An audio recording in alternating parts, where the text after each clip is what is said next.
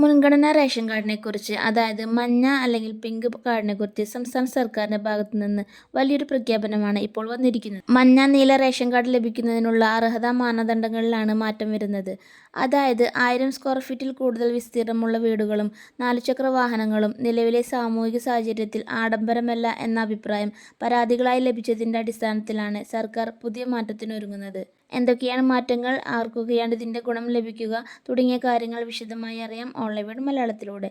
അതിനു മുന്നേ ചാനൽ ഒന്ന് സബ്സ്ക്രൈബ് ചെയ്യാൻ മറക്കല്ലേ.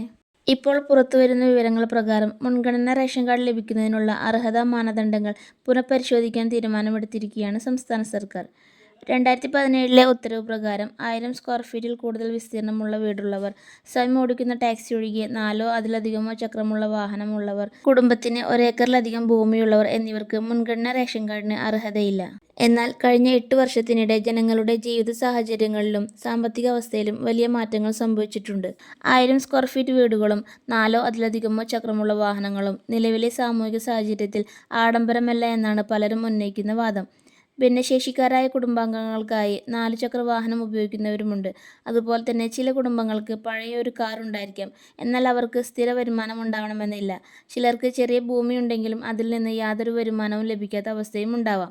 വീടിന്റെ വിസ്തീർണം, വാഹനത്തിന്റെ ഉടമസ്ഥാവകാശം, ഭൂമിയുടെ വിസ്തൃതി തുടങ്ങിയ പ്രകാരമുള്ള പഴയ മാനദണ്ഡങ്ങൾ ഇന്നത്തെ സാഹചര്യത്തിന് അനുയോജ്യമാണോ എന്നും ഇത്തരം മാനദണ്ഡങ്ങളിൽ കാതലായ മാറ്റം ആവശ്യമുണ്ടോ എന്നുമാണ് പുനഃപരിശോധിക്കുന്നത്.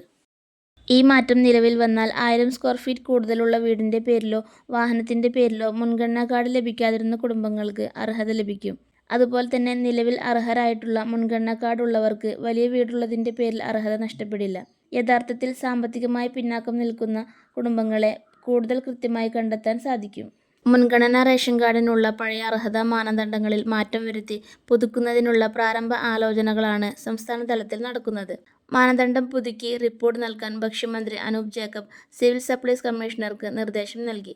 റിപ്പോർട്ട് കിട്ടിയ ശേഷം മുഖ്യമന്ത്രിക്ക് കൈമാറുമെന്നും മുഖ്യമന്ത്രി തലത്തിലെ തീരുമാനമുണ്ടാകൂ എന്നും മന്ത്രി അനൂപ് ജേക്കബ് വ്യക്തമാക്കിയിട്ടുണ്ട്. ഈ വിഷയം സർക്കാർ പരിഗണനയിലാണ്. പുതിയ മാനദണ്ഡങ്ങൾ ഔദ്യോഗികമായി പ്രഖ്യാപിച്ചിട്ടില്ല. അതിനാൽ സോഷ്യൽ മീഡിയയിൽ പ്രചരിക്കുന്ന വലിയ വീടുണ്ടെങ്കിലും കാറുണ്ടെങ്കിലും എല്ലാവർക്കും മുൻഗണനാ കാർഡ് ലഭിക്കുമെന്ന തരത്തിലുള്ള സന്ദേശങ്ങൾ വിശ്വസിക്കരുത്.